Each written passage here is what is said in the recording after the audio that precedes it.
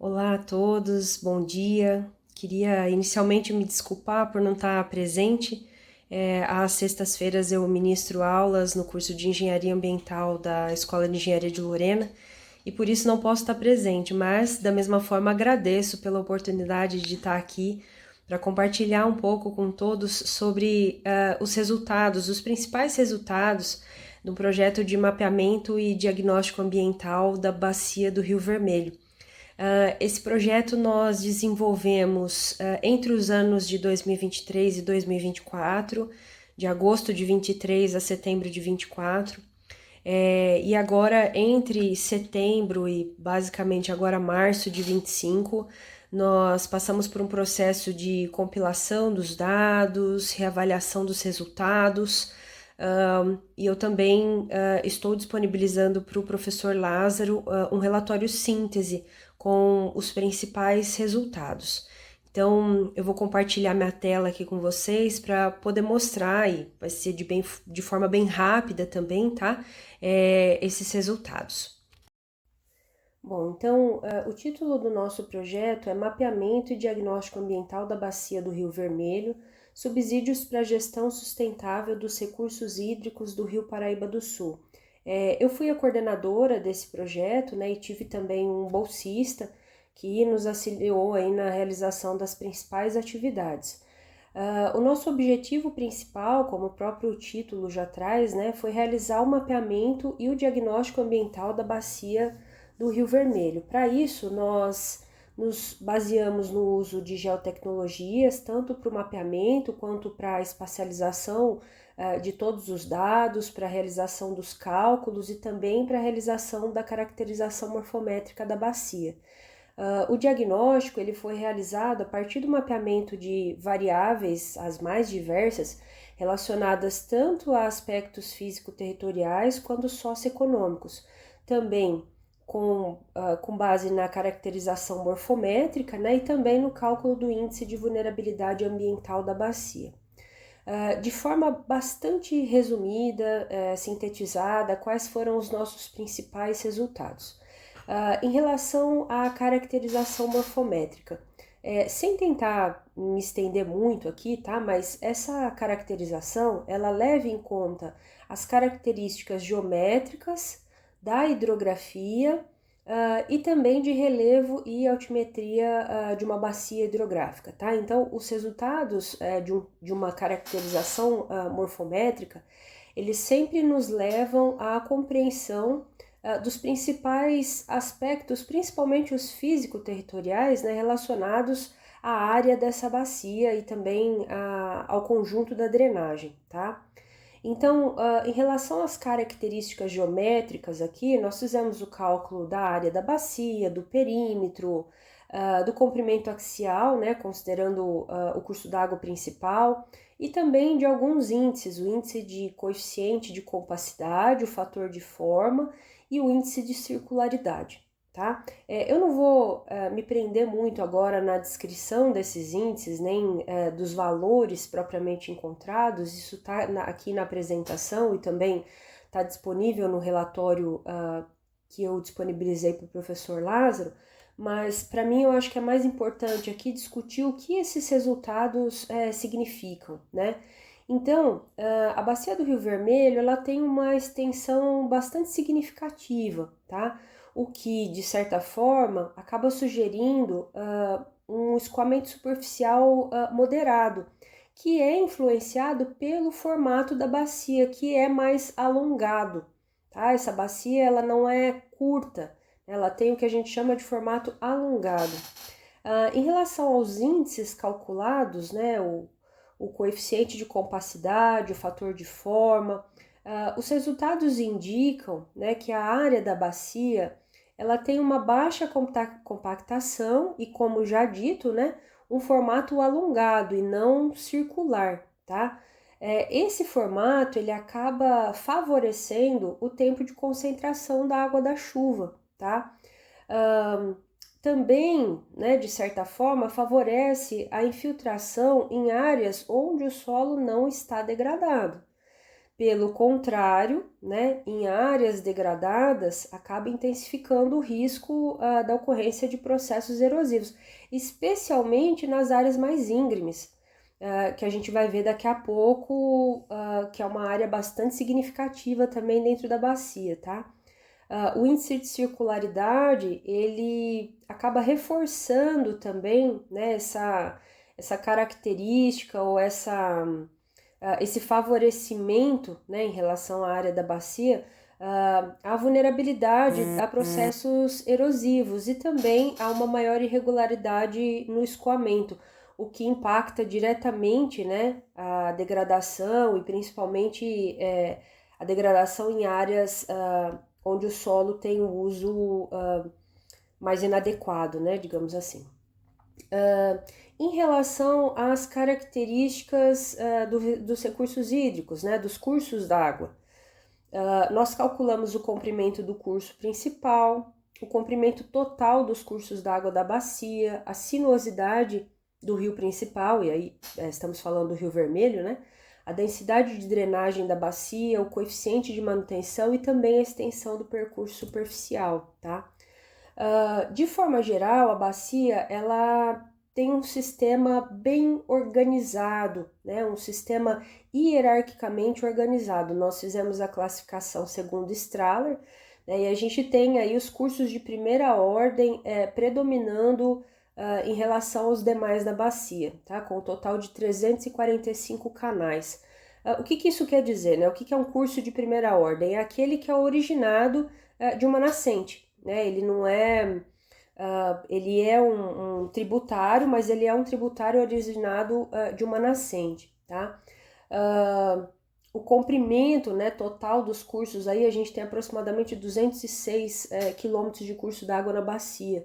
Isso demonstra ou sugere, né, que a rede de drenagem da bacia ela é bem distribuída e também bastante ramificada, tá? O que acaba contribuindo aí para a eficiência no escoamento da água da chuva também, tá bom? O comprimento total dos cursos d'água, o comprimento do rio principal, né, e também a sua sinuosidade indicam que o Rio Vermelho ele não é um rio com muita curvatura, tá? Ele segue um percurso relativamente direto. Já em relação à densidade de drenagem da bacia, que seria a extensão de cursos pela área total, né, reflete que há um sistema bastante eficiente no transporte de água, o que o que eu já acabei demonstrando de certa forma também com os índices anteriores, né? Esses parâmetros geométricos juntos, eles sugerem que a bacia tem uma capacidade considerável de drenagem que pode influenciar de forma bastante positiva o controle das enchentes e também a distribuição da água, né? No entanto, novamente, né, é preciso ter um pouco de cautela em relação à interpretação desses dados, porque a gente ainda precisa ver como que como são as características de relevo da bacia, tá? Então a gente tem aí uma bacia com uma densidade interessante, né? Um formato alongado, mas por outro lado, né, do ponto de vista aí de característica de relevo e altimetria, a gente tem essa bacia, né, acaba sendo caracterizada como uma bacia de relevo bastante acidentado, tá? Então, em relação às características do relevo e altimetria aí, nós calculamos a altitude máxima, a mínima, a amplitude altimétrica, que é a diferença entre a máxima e a mínima, né? E a gente tem aí de aproximadamente 253 metros entre o ponto mais baixo e o ponto mais alto. A declividade máxima e a mínima também, o índice de rugosidade e o índice de relevo. E aí aqui então, para facilitar, né, eu apresento um mapa com as declividades e para vocês melhor identificar, a gente tem aí as cores laranja, rosa e vermelho, indicam as áreas de maior declividade, né? E aí a gente tem basicamente uma parte muito grande da bacia, de aproximadamente 90% da área total da bacia, ela é ocupada por classes aí que variam de 20 até mais de 75% de declividade, tá? Só essa classificação, né, a gente tem como base a classificação que foi proposta pela Embrapa. Então, de acordo com a Embrapa, esses relevos, né, ou essas áreas que têm aí declividade de 20 a 45 graus, elas são classificadas como forte ondulado, e de 45 a 75 de montanhoso, e maior do que 75 de escarpado, né? Então, o que está em vermelho aí nesse mapa, né, o que a gente consegue visualizar na cor vermelha, corresponde a áreas de relevo escarpado, tá?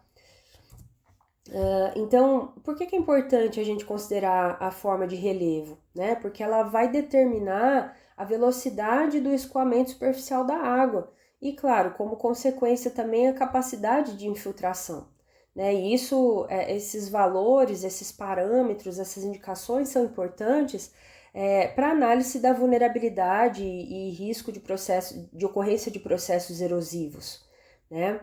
A gente tem aí uma altimetria também considerável, né? Igual eu falei, então amplitude altimétrica de 253 metros, né? Um relevo que é moderadamente complexo, né? O que pode, de certa forma, colaborar para a ocorrência de processos erosivos, né? Principalmente nas regiões mais vulneráveis. E que regiões são essas, né? Então, para isso, a gente fez também um estudo voltado a uma análise da vulnerabilidade ambiental com base no cálculo de um índice. Para calcular esse índice, existem várias metodologias, tá? A utilização de diferentes indicadores. Nós optamos por utilizar uma metodologia onde são considerados 4 critérios ou indicadores principais: a declividade, a pedologia, a geologia e o uso e cobertura da terra. E nessa metodologia também, esses critérios eles são ponderados, considerando que declividade e uso e cobertura da terra, eles têm um peso maior no que seria a vulnerabilidade do que a pedologia e a geologia. Novamente, existem várias formas de se calcular índice de vulnerabilidade. Essa foi a que nós escolhemos, considerando que esses indicadores, eles são, os dados referentes a esses indicadores são acessíveis a nós, e também considerando que esses indicadores, eles refletem a realidade do local estudado, no caso, a bacia, né? Então, eu também não vou me prender muito aqui a essa tabela, né, a todos esses valores, mas como eu disse, então, declividade, pedologia, geologia e uso da terra, considerando, né, um fator ponderante maior aí para a declividade e para o uso da terra. Fizemos toda a classificação, atribuição de pesos, né, para cada um dessas classes, né, para cada critério, e chegamos a um resultado final. Bom, uma vez que foram atribuídos pesos maiores aos critérios uso da terra e declividade, né, esses fatores eles acabaram influenciando fortemente o resultado final, porque a nossa área, ou a área da bacia que nós estudamos, ela é uma área de relevo bastante complexo, né? Então, tivemos como resultado aí aproximadamente um pouco mais, né, de 95% da área total da bacia classificada em classes de vulnerabilidade de média a muito alta, sendo que a maior parte, a gente tem aí pouca coisa mais do que 50%, né, 50,9% da área total da bacia classificada como área de alta vulnerabilidade, tá? Então, isso novamente reforça a questão da declividade, né? Quanto mais inclinado for o relevo, quanto mais declivoso, mais suscetível ele é a processos erosivos. E por isso, maior a sua vulnerabilidade. Então a gente entende, inclusive, que a escolha desse critério declividade, ela é importante também, né, de uma ponderação maior para esse indicador, é importante para a determinação de classes de vulnerabilidade na bacia, tá? Por fim, né, buscando aí o nosso objetivo principal no projeto de mapeamento e diagnóstico das nascentes, né, então fizemos a partir do mapeamento, né, com base em bases digitais, arquivos disponibilizados pela Agência Nacional de Águas, CPRM, DataGel, utilizamos o arquivo dos recursos hídricos, né, para realizar de forma automática ou automatizada, né, o mapeamento das nascentes. Então, a partir de cada linha que representa um rio, é gerado de forma automática no software de geoprocessamento um ponto que então representa essa nascente. A partir daí, nós calculamos com base naquelas distâncias definidas pelo Código Florestal, o que seria a APP dessa nascente. Então, todas as nascentes com 50 metros de raio. No total, nós temos 338 nascentes na bacia. Lembrando que, novamente, né, utilizamos como base os arquivos digitais que estão disponíveis nessas plataformas. O que nós percebemos de forma geral? Muitas dessas nascentes, quando a gente sobrepõe esse arquivo ao arquivo da imagem de satélite, essas nascentes elas parecem não existir. Em geral, isso acontece quando tanto o curso d'água quanto a nascente não são perenes, tá? Eles podem ser intermitentes, podem ser efêmeros, e eles ocorrem apenas ou principalmente, né, nas estações ou nas situações mais úmidas, né, onde chove muito, o lençol freático aflora e aí dá início aos cursos, mas logo que entra a estação mais seca, essas nascentes deixam de ter a sua reposição, essa água deixa de fluir e é como se essa nascente desaparecesse, vamos dizer assim, né? Então, em geral, quando a gente não identifica na imagem, mas há o arquivo, né, a indicação no arquivo, é isso que acontece. Então, consideramos aí 338 nascentes e classificamos as suas APPs, tá? Então, a bacia, ela tem aproximadamente, né, 10.139 hectares. Desses, aproximadamente 2,7% da área representa APP, 264,6 hectares são APP de nascente. E aí, dentro dos limites dessas APPs, nós fizemos então o mapeamento das formas de uso da terra. Para isso, a gente usa uma adaptação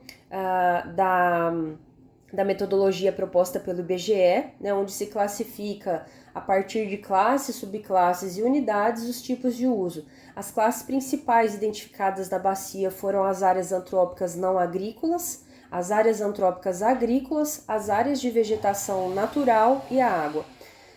Principalmente, ou na maior parte de toda a área de APP das nascentes, foram identificados uso da classe área de vegetação natural, sendo floresta e campestre.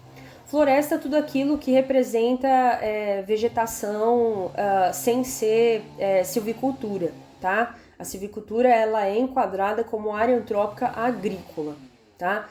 Campestre, toda a área de vegetação gramínea, vegetação rasteira, ou arbustiva, né, mas sem a presença daquela mata, né, mais densa, mais fechada, essa sim é classificada como floresta, tá? Bom, então, a partir do mapeamento das formas de uso da terra nas APPs, nós classificamos essas nascentes em degradadas, perturbadas e preservadas. As nascentes degradadas são aquelas que apresentam dentro da sua área de APP, mais de 75% da área ocupada por outros tipos que não sejam de vegetação natural, né, da classe 3, tá? As perturbadas são aquelas que têm de 25 até 75%, né, da sua área ainda ocupada por vegetação natural. E as preservadas são aquelas que têm mais de 75% da área da PP ainda preservada. Então, considerando isso, nós temos que a maioria das nascentes, elas estão preservadas. Por quê? Muitas delas, e nós estamos falando aí na ordem de aproximadamente 85% do total das nascentes, 285 nascentes, com predomínio de uso campestre nas suas APPs.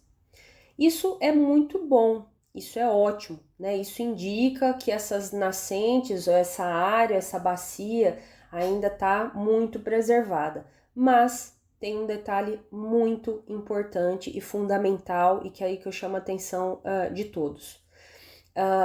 Novamente, repito, essa classificação foi feita com base na vetorização da imagem de satélite.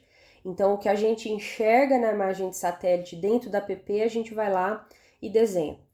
No caso do uso campestre, muitas das vezes o que nós identificamos é apenas o tipo da vegetação. Como eu disse, uma vegetação rasteira, gramínea ou até arbustiva que seja. Só que na realidade, muitas das vezes essas áreas elas estão sendo ocupadas para pastagem. E isso é muito difícil de se identificar apenas pela imagem de satélite. É preciso fazer trabalho de campo, é preciso fazer um reconhecimento da área para poder identificar com maior precisão o tipo de uso real dessas áreas.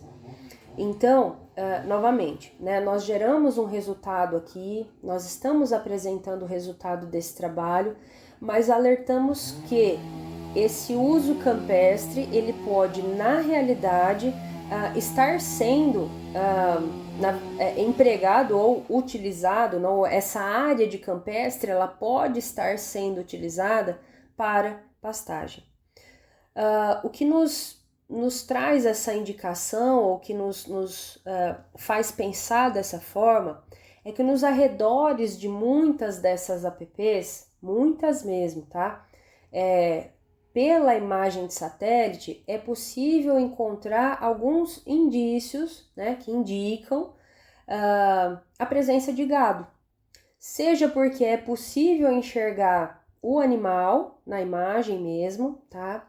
Seja porque é possível identificar nos arredores dessas APPs, né, no entorno, às vezes até um pouco distante, mas áreas que são mais ou menos planas, então dá para se identificar ali algumas marcas no solo, né, no relevo, que são indicativos de pisoteio de animal e assim por diante. Então, seria necessário realmente, para ter uma classificação mais precisa, né, em relação às formas de uso, fazer aí expedições de campo, né, analisar com mais precisão esse tipo de uso que está sendo dado a essas nascentes. Então, esse foi o nosso trabalho, né? Novamente, são resultados que encontramos, né, em função da metodologia que utilizamos, em função da escolha, né, que fizemos aí para esse trabalho, mas entendemos que esse trabalho não pode parar por aqui, né? Ou melhor, esses resultados, eles ainda carecem de outros estudos, de visitas a campo, enfim.